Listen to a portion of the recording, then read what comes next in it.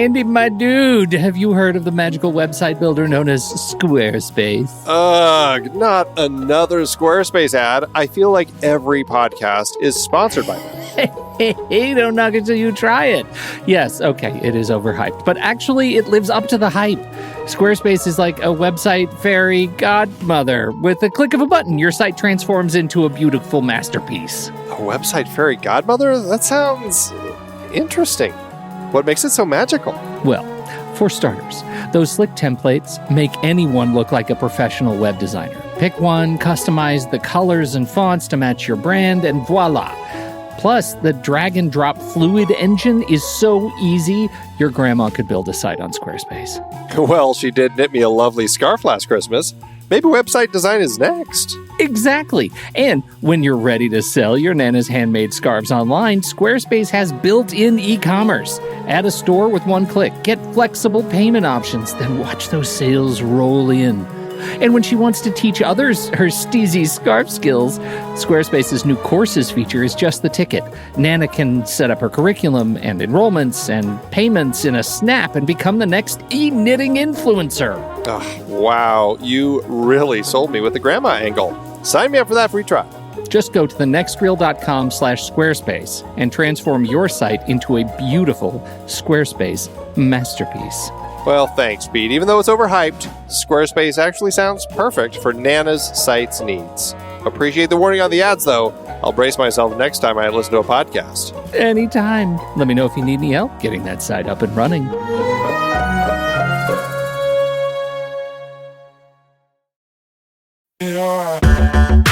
Andy, can you believe we've almost hit 700 episodes of The Next Reel?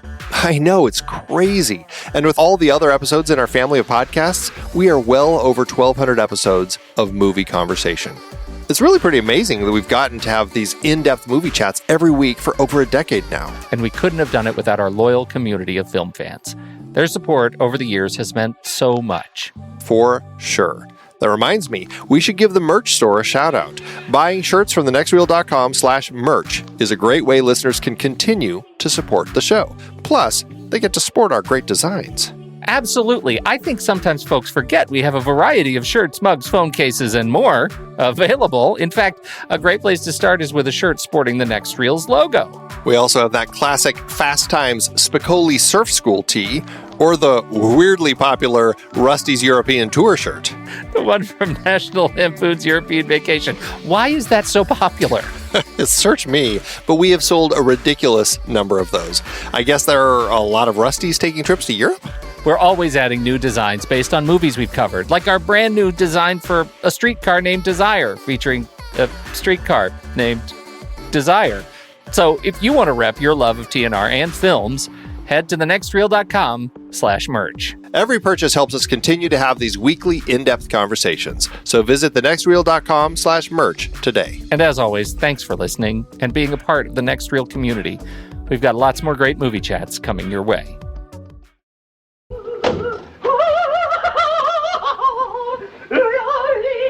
I'm Pete Wright. And I'm Andy Nelson. Welcome to The Next Reel.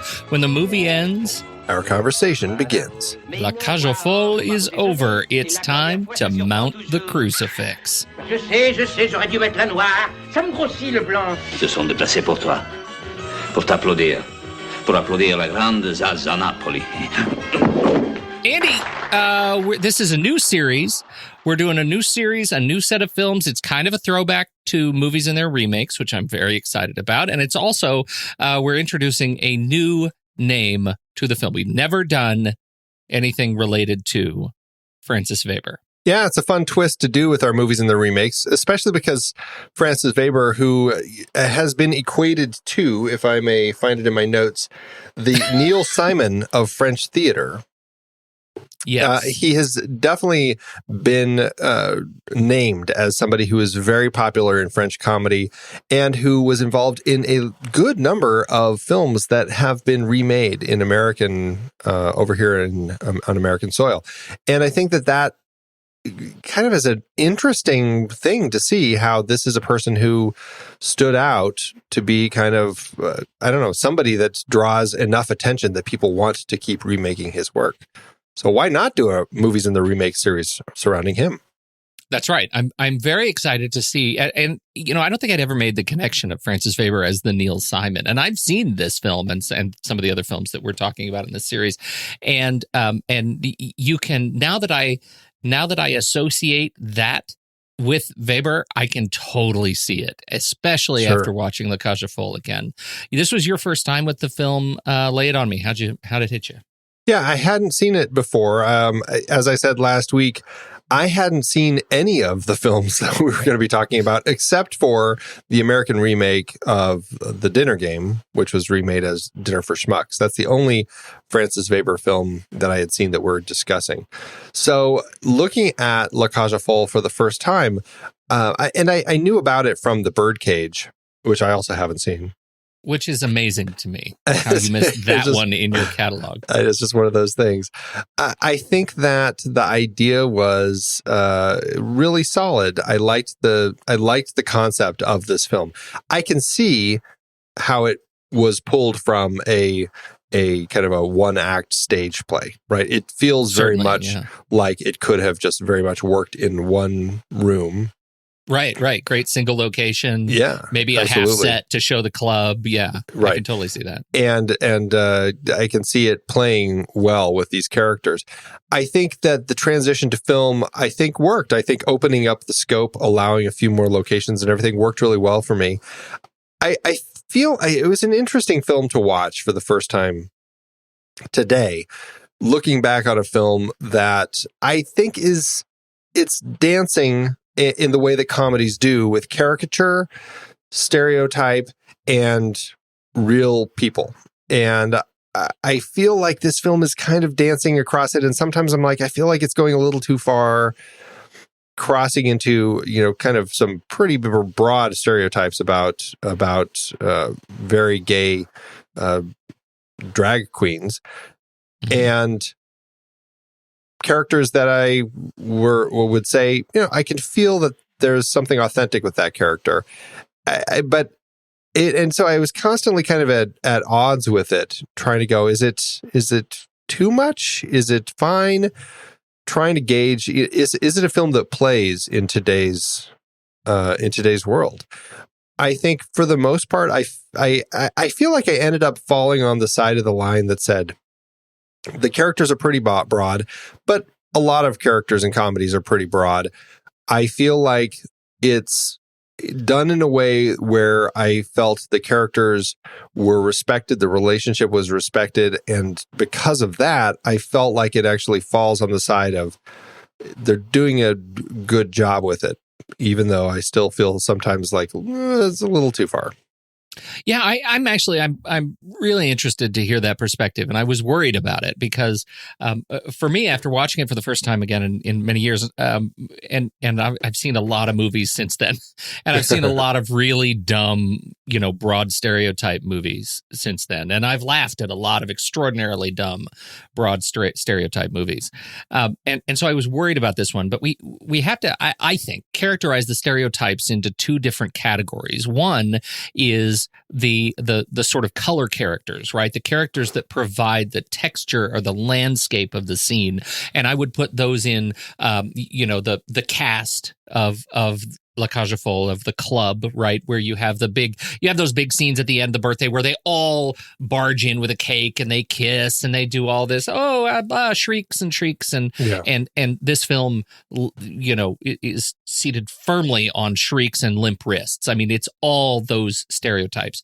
But then you have the character, right? The sort of humanity stereotypes, which is, Albin, who we get as a person who is clearly comfortable in his own skin, mm-hmm. and yet deeply suffering from, I would say, I don't know. I'm just sort of thinking through like manic depression or some sort of mental health issue that he's really struggling with, and that is impacting his relationships, how he relates to his partner, how he relates to his his partner's son, and how he relates to the world around him. And I think that was I think I discovered something about the film that to me is very much more than sort of just a play on the shrieks and limp wrists. This is much more of a story about a relationship with some very quiet moments, some delightfully quiet and somber moments, and in fact, many more quiet moments than I remembered. I thought it was actually a much more of a thoughtful movie than I had given it credit for. And so I hesitate, and it actually frustrates me to read some of the critique of the film that was of the period when it was released in 1978 that really landed on the broad strokes comedy piece and missed the point. And I don't know if it's because we've now had 30 plus years to digest the cultural change that has happened since the film was made, but I certainly found it more resonant and more relevant today, possibly than it was when it was made. I don't know. What do you think of all that? Does that make any sense? That's what I largely found ended up making the film work for me, was the fact that we had these quiet moments between these characters that actually gave me a sense that they had a real relationship. I ended up, despite all of the insanity going on constantly between Albin and his partner Renato, as they the beginning, it's just all shrieks and oh, you hate me, oh, I'm just all that stuff as he and Renato is trying to get Albin to go on stage. It's very over the top. It's big. It gives us a lot of that, and that's the stuff that I think it works in the film, but it also feels like, wow, we're really pushing those limits, because Alvin is just over the top with the shrieks and the flamboyance and everything, to the point where I'm like, I feel like it's caricaturing to a point where I'm just almost not buying it. But that's when those relationship moments come in, and I find that there is a real heart, a real honesty in the story that makes me connect to it. And that's why I feel like in the end, the film ends up working. It's pushing those bounds in the realm of broad comedy, because it is a comedy. And like I said earlier, comedy does that. That's what comedy is designed to do. It's to kind of really amp things up. And the way that it ends up playing here, it works for me because of those honest moments. Now, one of the big questions I think is, and I think we're touching on it, is, when we talk about how well the film holds up over time, is how well does the film represent the time that it was made, right? Is there some sort of cultural sort of understanding of the period of the late 70s? And I would add the place, right? Saint-Tropez is a unique place on the Mediterranean Riviera, right? And so is there something that we need to know about the time and place that this thing was made in order to get it? And I would make the case that maybe there isn't, but I do think the movie is better if you think through it. That's interesting, because my initial reaction is, I don't think so. I think that this film can stand up on its own. I feel like the period, knowing more about the period does help, like just getting a better sense of this was the 70s. And really, you could take it to the early 70s when it started as a play in 1973. And just look at kind of the way that, especially French farce, because French farce didn't necessarily deal with these sorts of stories. It was always focused more on just sex and adultery. And that was really kind of the focus of French farce. Here we're taking it into this gay relationship, and then just creating this illusion of what their life is for their children. Yeah, I feel like it does help a little bit. Now I'm kind of changing my thought. I feel like it does help to really kind of think about the place, or more the time. I don't know as much about the place. I'll let you speak to that, but certainly the time. It's a different era. And I feel like, drag had been going on for, decades and decades and decades before this, not just in film or theater, but it had been just a thing that had been around for quite a while. And I feel like by the time we get to this film, I think that there's a world that you can reach when you do the broad comedy, and but still keep it honest, because I think it can help people understand it. And I think in the 70s, that was probably a nice thing to see, and I can't speak specifically to French audiences at the time, but I know it was popular. So obviously it was the message was coming through. Well, I a couple of points. Number one, I think that that understanding the time also puts us in a sense of headspace of our central characters, right? There's a reason that our central characters are who they are and are the age that they are. I mean, at the point we meet them in the film, they are the elder statespeople of, this sort of bohemian trans community, right? They own the club, they own the building. They are of a certain age that makes the cultural conflict that happens in the third act of this movie interesting, right? That shows that this is a sort of a caste battle between the political leadership of the country and the cultural leadership of the country. And that matters. And I think understanding that, first of all, makes the movie more interesting to me.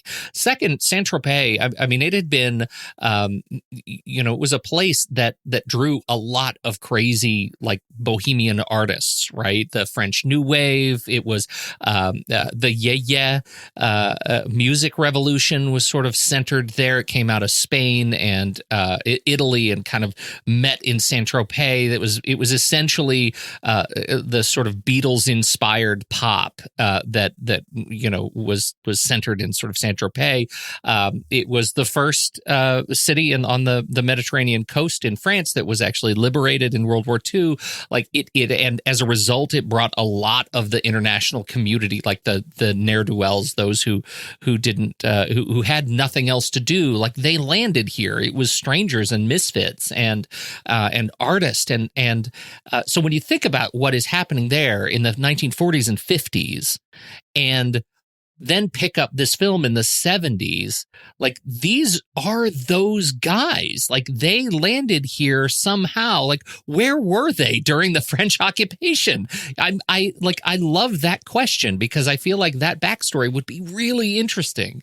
And I think that the movie set here is an echo of that history. And I think it's really. We're better for understanding the comedy, and I think French people at the time who were watching this film would have a better understanding of that too, because they know what Saint-Tropez represents to France. And it's weird when I was there, because I was living in La Ciotat, which is right down the Riviera, and we would take the train up and down the coast. But Saint-Tropez, there's no train station. It was not connected, and so you'd have to, like, get off at another town and take a direct bus service into Saint-Tropez. But it was, like, just a massively popular destination for Europe and American travelers. And a lot of it was because of the nude beaches. They have this beach called Tahiti Beach, and it was popular for their clothes fights. Like, the police kept saying, no, you got to keep your clothes on, and nobody wanted to keep their clothes on. And so it was a big deal. And some of that, if you saw And God Created Woman, that is kind of the touchstone. Brigitte Bardot was sort of the cultural touchstone for what happened in Saint-Tropez. And of course, Bain du Soleil for that Saint-Tropez tan. I know you're a big Bain du Soleil user. That's all I use. And you got that Saint-Tropez tan. So I find it a fascinating place. And I think Le Cage aux Folles, the club, being centered and set in Saint-Tropez, there's a purpose for that. And I think it makes it for a better movie knowing it. Interesting. Yeah, that is interesting. I don't know. Maybe only to you and me. I don't know. Well, I think it helps define, I think it's like the Moulin Rouge, I think there are certain iconic areas or setting a story to take place in down in New Orleans. Yes. I think that gives a certain or Chicago in 1925, right? Sure, I mean, there are places and things that matter there, and that's one of the reasons I'm so excited about this particular series, to put a little bookmark in it. I wonder just how well, because that element, the time and place element, is so important to Saint-Tropez and this story. I wonder how well we're able to translate that in the American remake of The Birdcage. Yeah, right. And it gets to that sort of next question, which is like, how well, once you know all that stuff, how well does the heart transcend the superficial or the comedy of the film? And I think this film is certainly made better for it. Can the Robin Williams led cast do the same? I can't wait to see. Well, and I was thinking about another thing as you were talking, because you brought up kind of the bohemians and the artists and everything down there, and I think that there is another point that I feel is a little more of its day, although I think there is certainly an element that still, I think, fits very much to today. But you see this very much in, I'm forgetting her name, but the daughter's family. Andrea, the Charriers? Yeah, the Charrier. Yeah, Andrea's family feel very nervous about the arts. And I couldn't help but feel like that was something that was probably more of its day, but still fits, I think.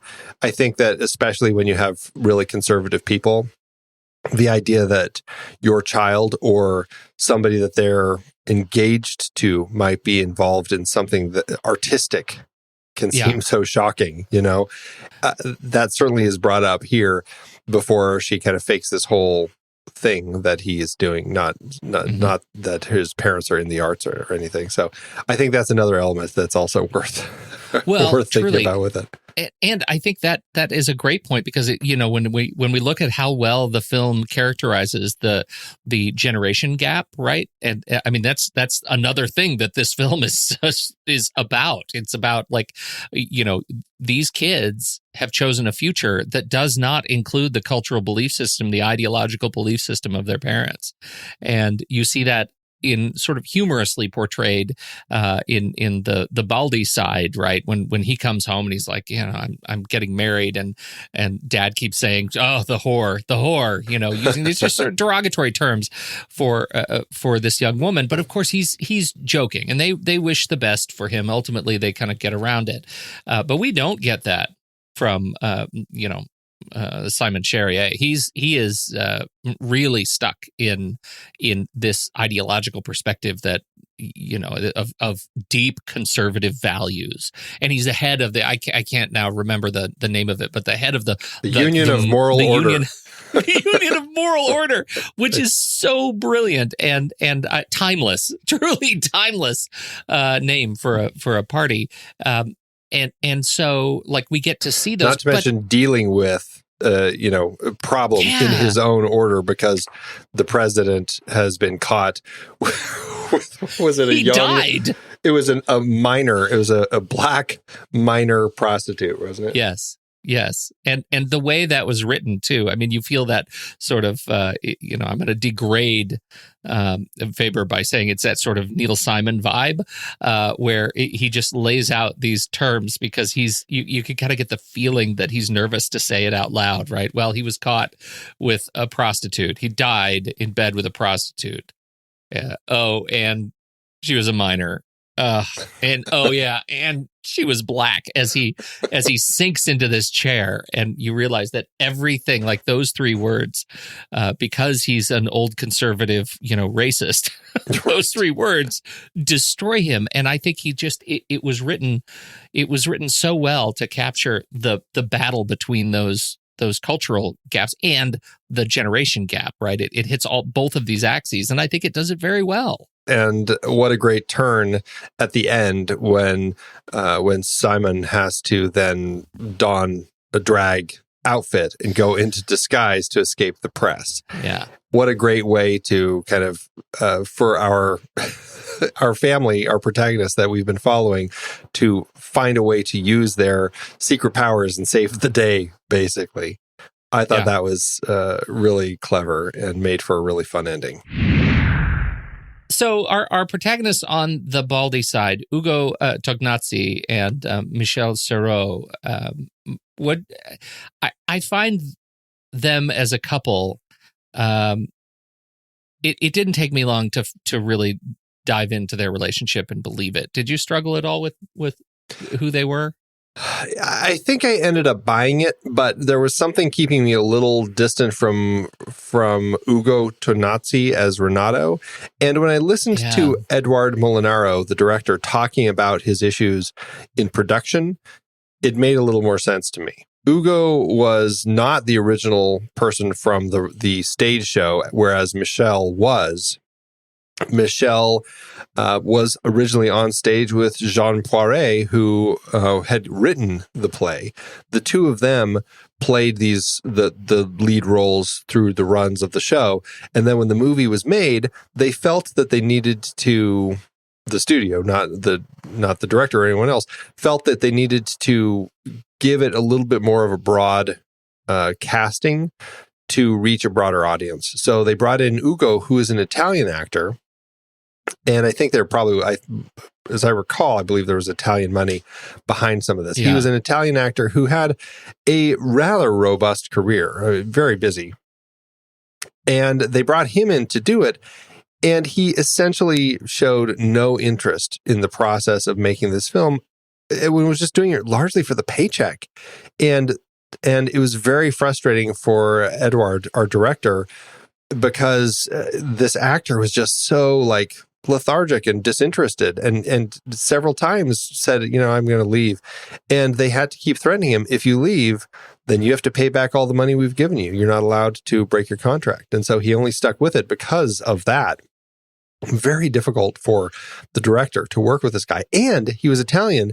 He refused to speak French for the film. So he just spoke Italian and kind of fudged his lines in whatever way made sense for him to get through the day.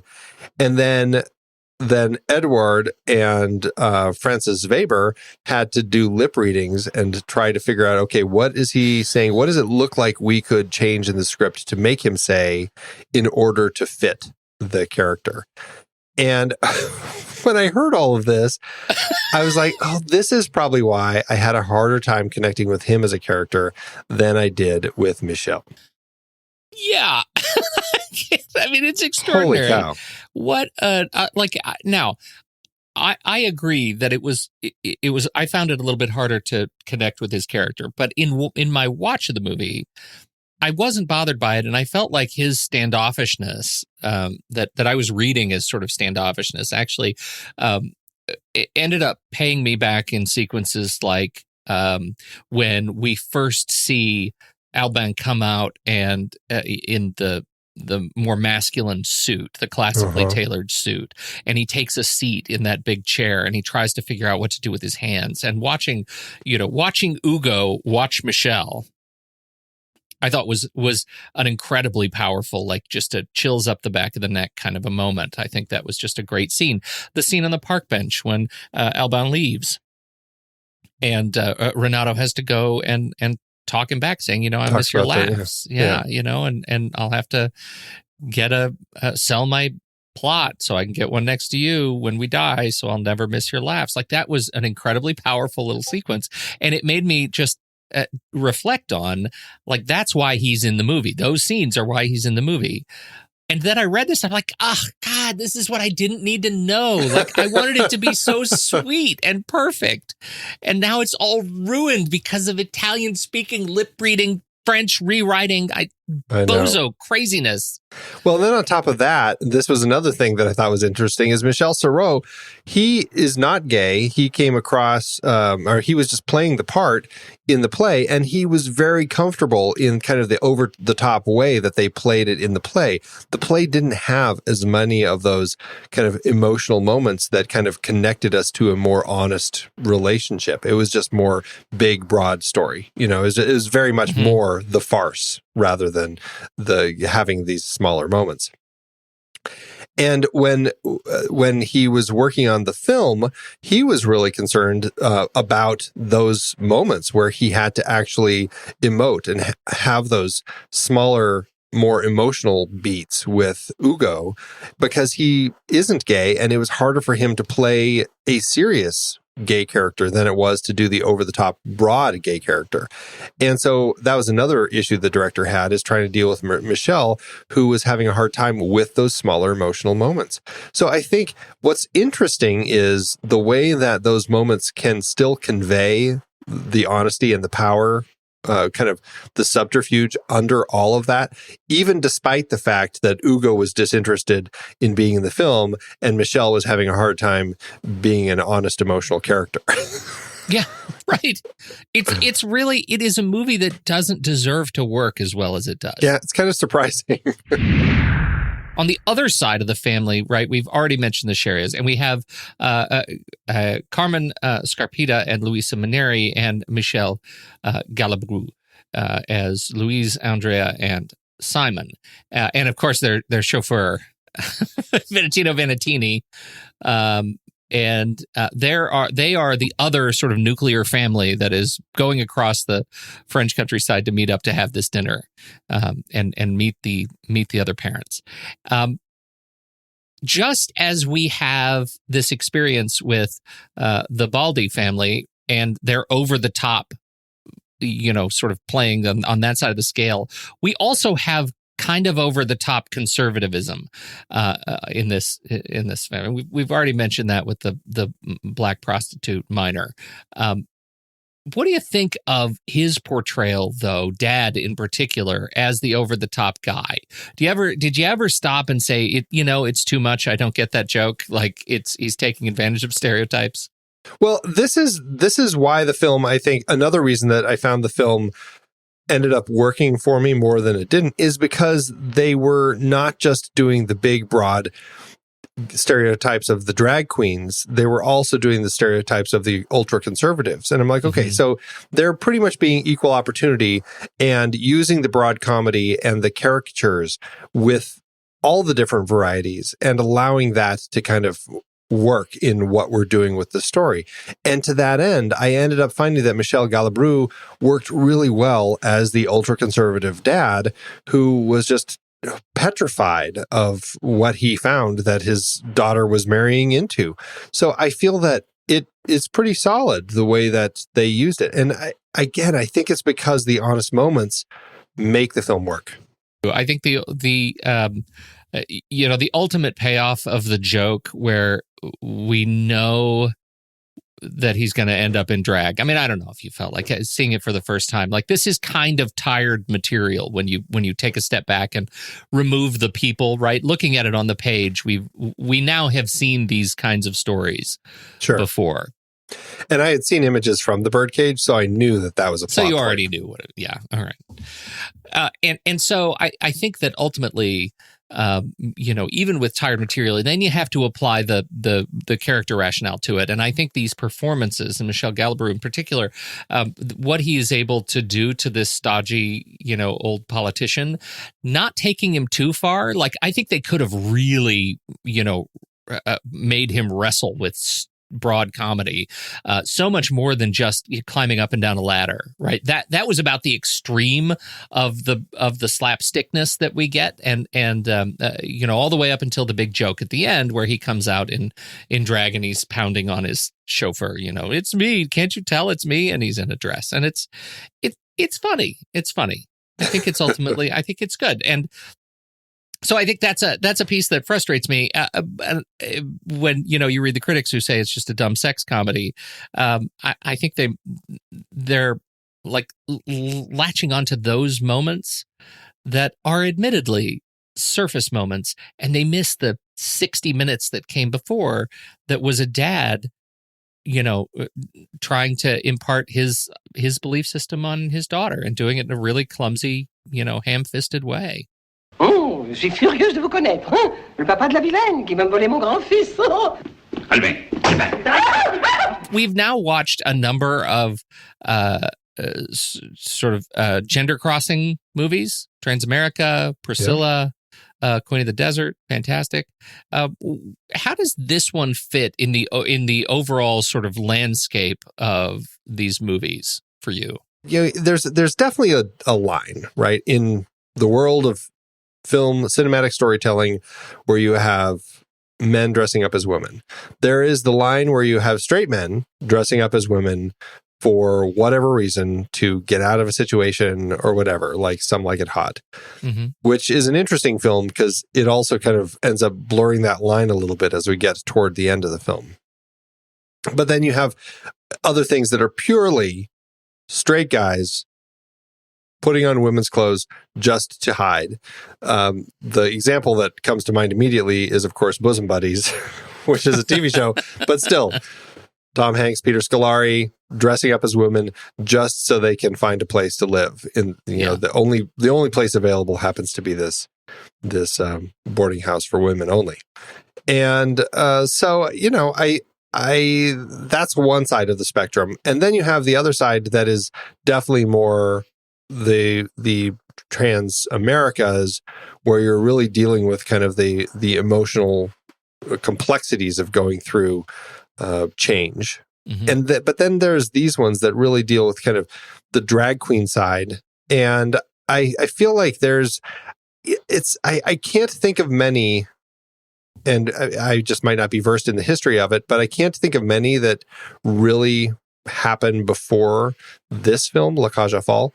So it's entirely possible that this film was something that kind of set a good example for the way that film stories about drag characters could be told in an honest way. Largely comedy still. Priscilla certainly goes that route too. And of course, the only other one I can think of, and I know there are more, but the only one I can think of right now is Tu Wong Fu. Yeah, I was thinking the same. And the only one that I can think of that we haven't done yet. And I don't know that it's worth it. I've never seen it, so I can't speak to it. Oh, all right.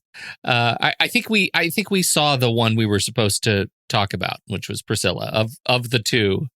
Well, there's Kinky Boots. I always forget Kinky about Boots. that We've totally forgot about Kinky Boots. Yeah. So Tootsie, anyway, that's another example of the guy dressing up like a woman because of some other specific reason. Functional reason. Yeah. And then there's always Rocky Horror. Well, and it's interesting that nearly all of those, and especially the early ones, all deal with it through the lens of comedy. And I think they have to, because this is such a culturally sort of hot button issue. It's hard for so many to wrap their heads around this perspective on, bending gender roles.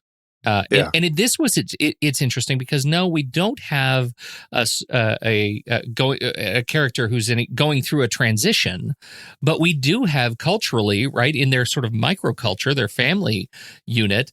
Her pronouns are she.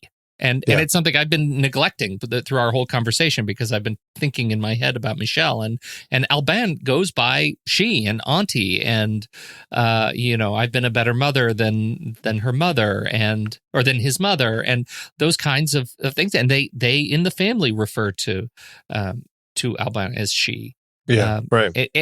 I found that interesting as I'm watching it. Like this is an early representation for me of pronoun switching that I was just not exposed to, but in fact I was exposed to it because I watched it when it, not long after it came out, and I had no memory of that we've been doing this for a long time.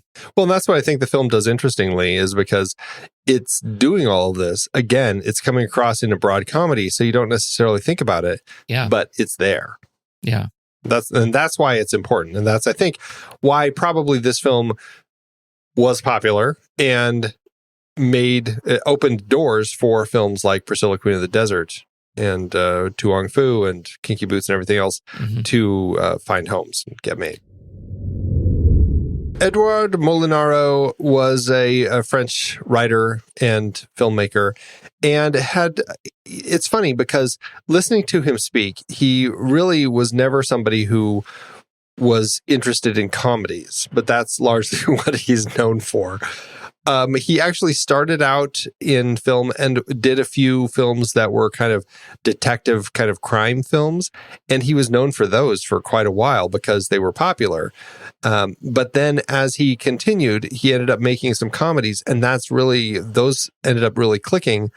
And that's largely what he ended up spending a lot of time making after that. And I think the film that he made right before La Cage aux Folles was not a comedy. And was not I think it was a drama, and it was not successful.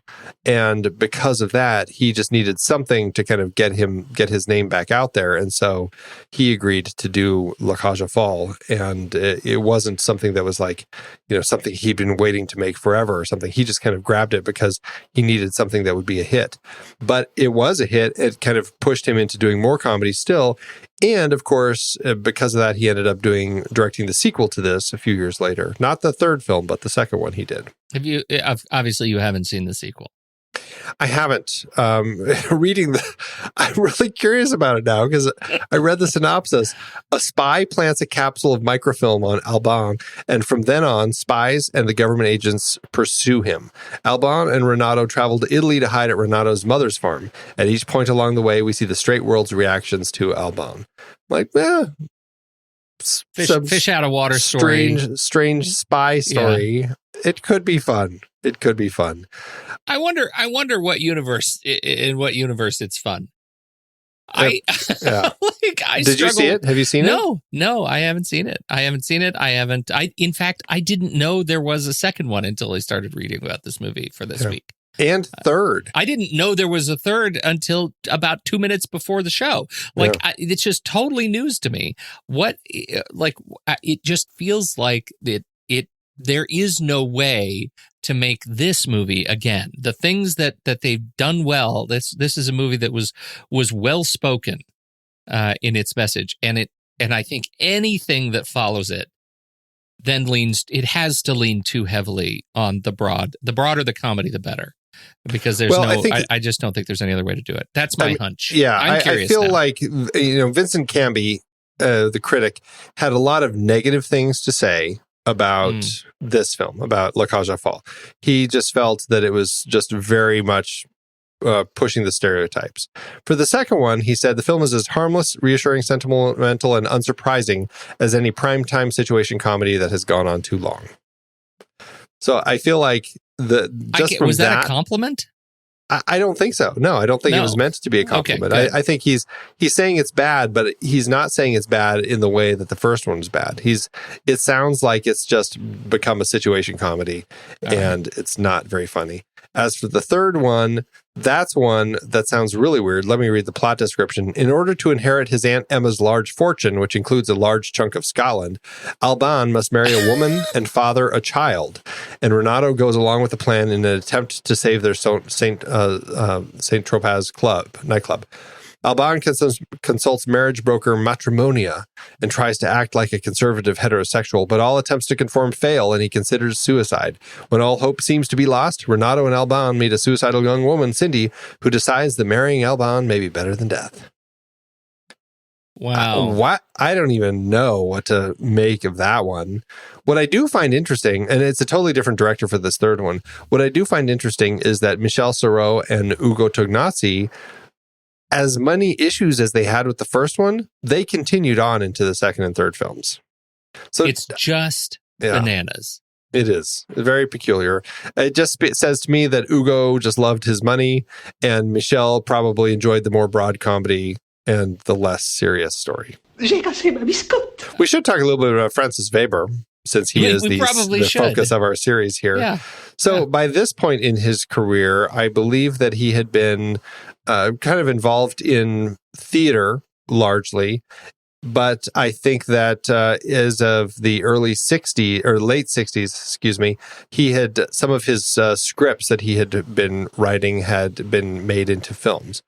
And that was, I think, a good step for him because by the time 1976 rolls around, he started directing films. And the first film he directed was The Toy, which was remade and just kind of continued on from there, directing all the way until 2008. Actually, looking at the way that he tells the stories, I feel like there is something that is probably going to be dated. Like if I go back and watch more of his films, like The Toy, Three Fugitives, some of his earlier films that came out in the 80s, I feel like I may end up finding that I have more issues with his the way that he tells his stories. But what I'm curious though, because like I said with this film, I feel like I have some issues here, but at the same time, I feel like he taps into the broad comedy in the right way, where it ends up still working. So I'm wondering if those will still work too, or maybe the French versions will work, and it's just the American versions that might feel a little dated. Well, that is the central question for me. Is whatever you think of him as a creator in French, there is are we able to take that, and is he able to take that and turn it into something that resonates with American audiences, that is broader, or that is, I think, more interesting than just the superficial stuff. Yeah. And, there's so many movies that actually look interesting to me that are well above the 6-star rating on IMDb. What is Gerard Depardieu and Jean Reno doing in a movie together called Tais-toi, Shut Up? Or I think the American movie was Ruby or the American title, Ruby and Quentin. He has had 8 of his films, or films that he has been involved in, like this one, adapted into American remakes. There have been the tall blonde man with one black shoe was remade as the man with one red shoe. He's got Le Merdeux, which is Buddy Buddy. La Cage aux Folles, the birdcage. I don't know. You're the French one. I'm probably butchering all this. Les Jouets. The toy, yeah. Les Compères, Father's Day. The Comdads, Le Chèvre, Le Dîner des Cons. Le Chèvre was remade as Pure Luck. Okay. Les Fugitifs was remade as Three Fugitives. Three Fugitives, yeah. Yeah, and Le Dîner des Cons. Dinner for Cons, Dinner for Schmucks. Dinner for Schmucks. Then he also wrote the script for My Father the Hero, which was a remake of the French film, and I'm not going to try saying that one. Mon père c'est Serrault.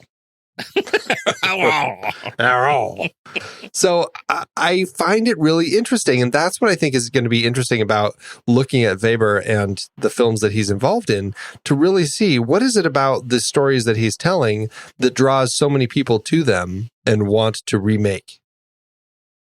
And controversial take.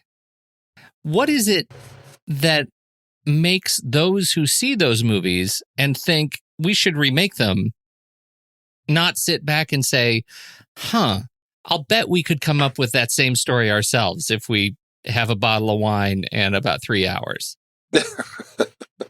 Like, these are not the most earth-shattering stories in terms of, that's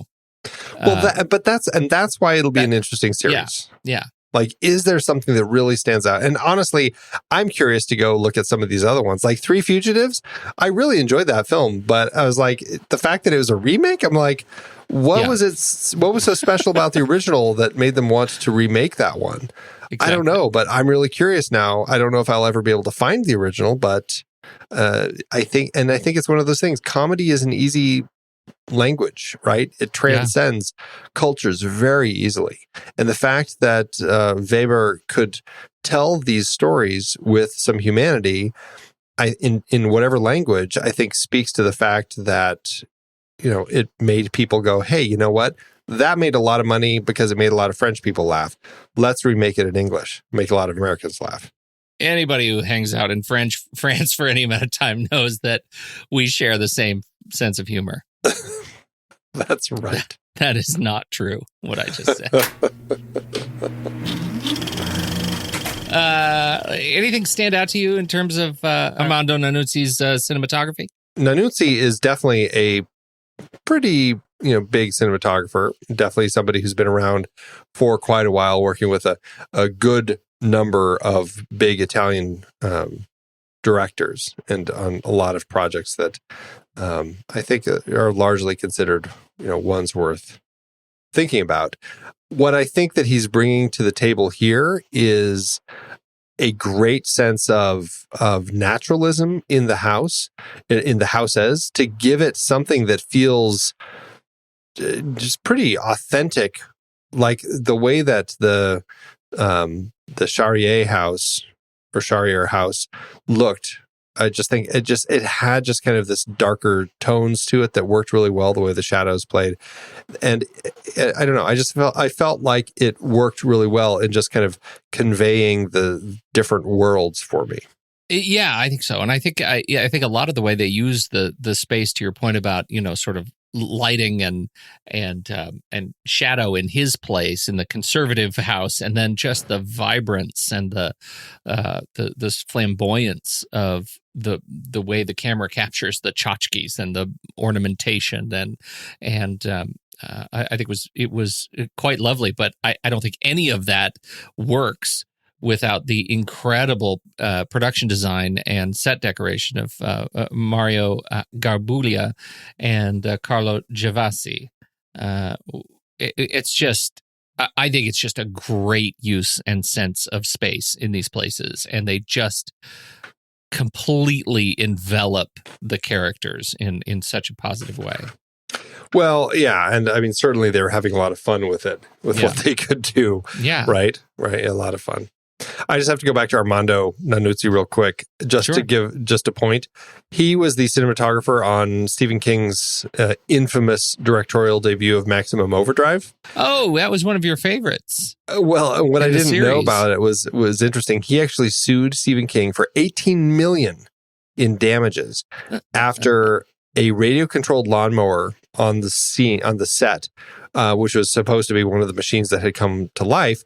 It went out of control, hit a block of wood used as supporting the camera, and it shot out wood splinters. And one of them hit in his eye, and he ended up losing his right eye from the accident. My goodness. Yeah. I don't care for that story at all. I know. So we feel for you, Armando. I feel like I needed a trigger warning. Andy. Pete. Ennio Morricone. I didn't know that he was involved in this, so right? It was a thrill to see his name pop up. I'm like, oh, good, more Morricone music. I love it. And I didn't get a sense of the Old West. No. No.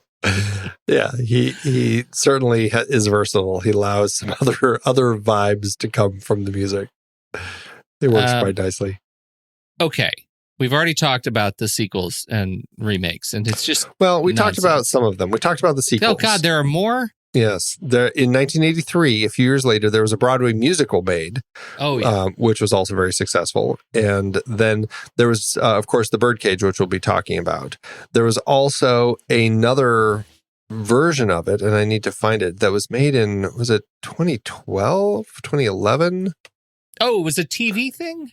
Is that what we're talking about? No, it was just a remake. Another French remake by Dominique Thiel. I'm not sure if I'm saying that right. It was rated pretty poorly. Yes, it was a TV movie. You are correct. Okay. Yeah. In France. Yes, I believe it was. So poorly rated. I don't know if there's much worth talking about there.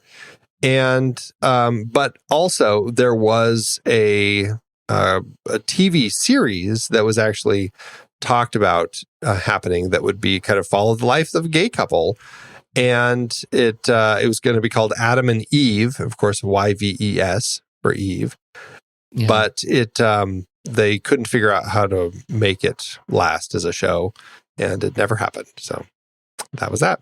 Well, still popular property. Possibly we're better. Well, I don't know how popular because I haven't heard you do the awards yet.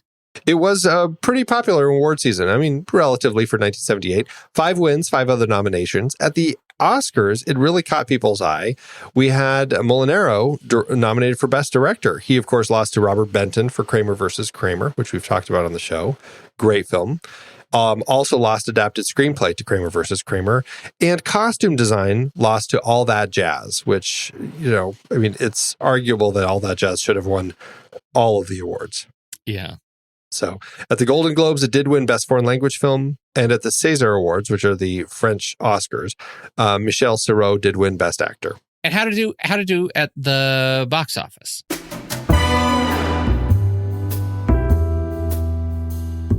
Well, Molinaro's film had a budget of $1.1 million or $4.3 million in today's dollars. The movie opened in France October 25th, 1978, and was a huge success, becoming the second highest grossing film of that year.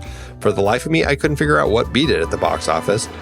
But here in the States, reports show that it only grossed $18.7K, a lot less. What? But what they do say is that as of 2014, it was still ranked the 10th highest grossing foreign language film in the US. So I can't help but feel like something is awry with some of these numbers and statistics. But it really was a popular film. All told, it did gross $20.4 million at the global box office, which is about $80.3 million in today's dollars, and gives it an adjusted profit per finished minute of $783,000. Definitely enough of a success to get audiences to those sequels, huh?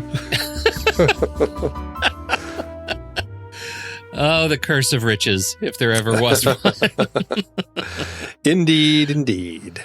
Well, what a fun way to open our series, and a fun way to kind of revisit some of these flamboyant characters that I think they end up using very well.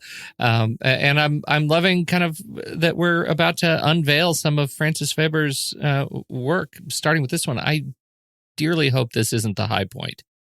I'm curious. I'm looking forward to seeing how the rest of these play out. And I'm really curious to see how the American spins on these stories work. So, right. All right. Let's do it. Let's take it to the mat. Let's do it. Head over to flickchart.com/thenextreel. You'll see all the movies that we've talked about on this show. If you swipe over in your show notes and tap the word Flickchart, it'll take you straight to this movie where you can add it to your catalog and see how it stands up against ours. First up, La Cage aux Folles or Autumn Sonata. I think I'm La Cage aux Folles.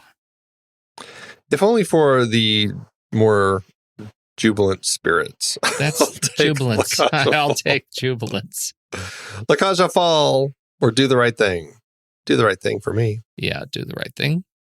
La Cage aux Folles or Targets from our 1968 crime films. I'm going to say Targets. Okay. Yeah, I'll say Targets. That was... La Cage aux Folles or The Diving Bell and the Butterfly. I'll say Diving Bell. Yeah. Oh, I know. You love that one. Oh my God, that's rough. La Cage aux Folles or Being John Malkovich. I got to go Malkovich. Yep, Malkovich. Malkovich. Or The Thomas Crown Affair. 1968. I need to say another of our movies in the remakes series. Yep. Boy, I don't know. I'm a fan of the Thomas Crown Affair 68 version. I'm going to go with that one. You can have it. You know what? I don't even want to fight about it. Wow. Okay. Yeah, I know. La Cage aux Folles or High Noon, little Gary Cooper, Grace Kelly action. I think High Noon. I'm going to say High Noon also. Yeah.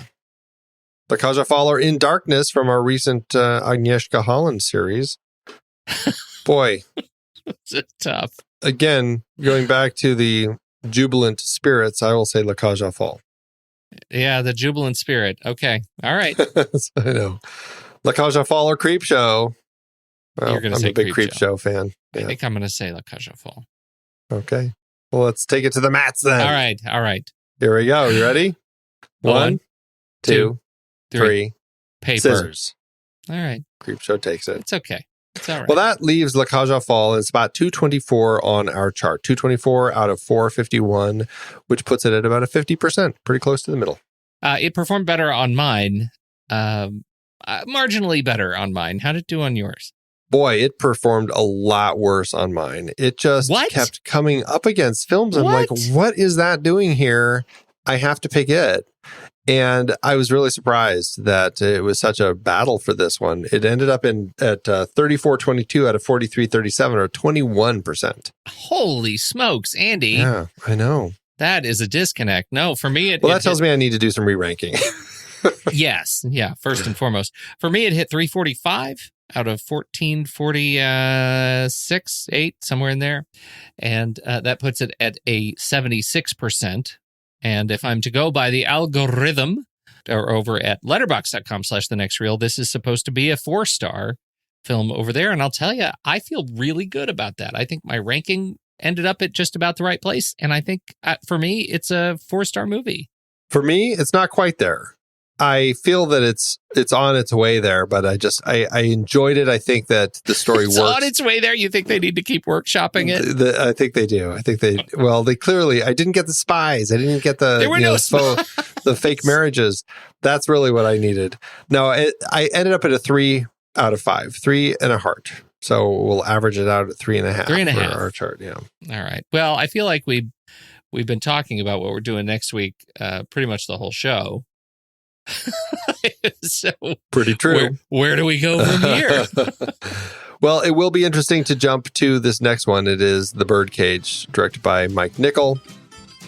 And, you've seen it. I haven't. I feel like I'm one of the few people who has not.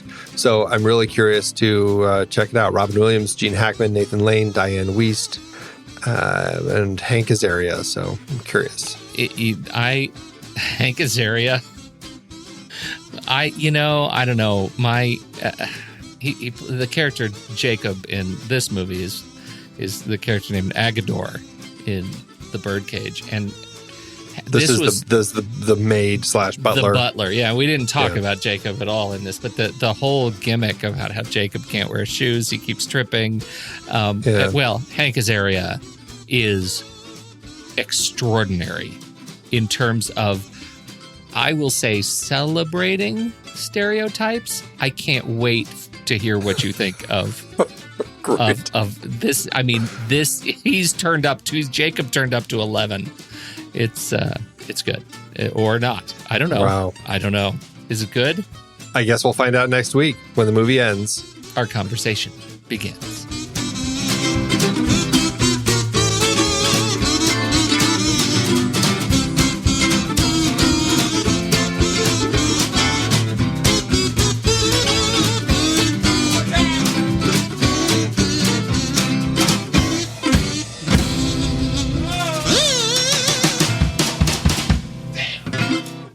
Amazon giveth, Andrew.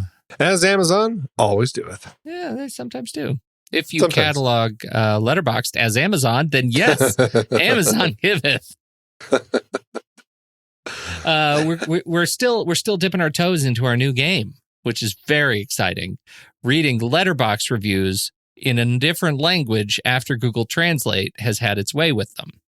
So, Google Translate is the one that deeply disrespects the author's original intent. We're the ones who only speak English. Technically, just you this time. I'm sticking with Oh, you're reviews. doing an Amazon? I'm doing Amazon. All right. Well, I have definitely... I'm going to go first. Okay. I'm going to do it. Because we've got this is a Spanish review from Josep. And he gives it 2.5 stars, so lower than both of us.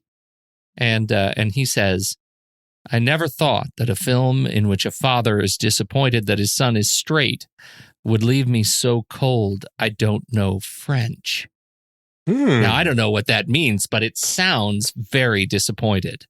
It sounds like really let down by this one. It does sound let down, and I want to work that into my vernacular. Like, this podcast has made me so cold that I don't even know how I'm going to end that. Don't speak French. That I don't speak French. Maybe that's it. Maybe that's it. Yeah.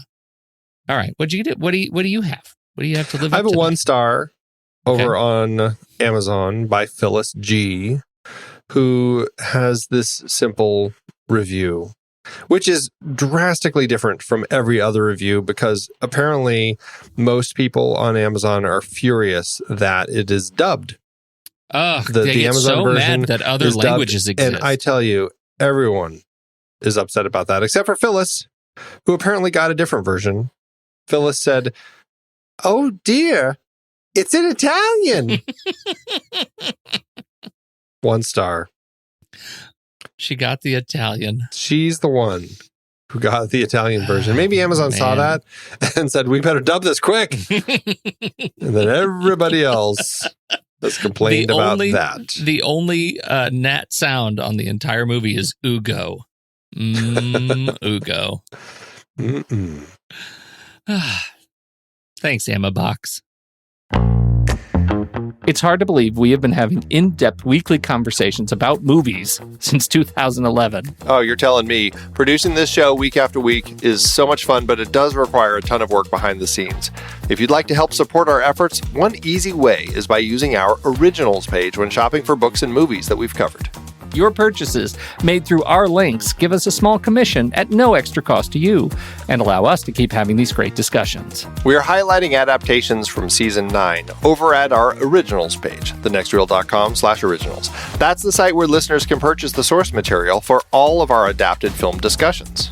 We had a big Robin Hood series this season, looking at 9 different versions on screen. Many were likely adapted from Howard Pyle's The Merry Adventures of Robin Hood, including Douglas Fairbanks in Robin Hood, The Adventures of Robin Hood, Disney's Robin Hood Prince of Thieves, and the 1991 Robin Hood, and Ridley Scott's Robin Hood. Robin and Marian was specifically based on the ballad The Jest of Robin Hood. And we really don't have too much to say about Robin and the Seven Hoods. We talked Dead Ringers for our David Cronenberg series adapted from Barry Wood and Jack Geislin's novel Twins. Have you checked out that show? You know, I haven't, but I've heard great things. 2 comedies from our Steve Martin series were adaptations, Pennies from Heaven from the BBC series, and The Lonely Guy from the book by Bruce J. Friedman. The Best Little Whorehouse in Texas was part of our Colin Higgins series, adapted from the Broadway musical. Spike Lee brought us Black Klansman from Ron Stallworth's memoir. And we looked at a trio of John le Carré adaptations, The Spy Who Came In From the Cold, The Little Drummer Girl, and Tinker Tailor Soldier Spy. Plus, all 3 movies in our Agnieszka Holland series were based on books, Europa, In Darkness, and Spore. La Cage aux Folles and its remake The Birdcage both came from Jean Poiret's original play. We also talked about Arsenic and Old Lace and Charade in our Cary Grant series. All of these were based on other material, and it is all available on our Originals page, thenextreel.com/originals. Every book purchased supports the podcast. Get the full list of adaptations we've covered and start your next read today at thenextreel.com/originals.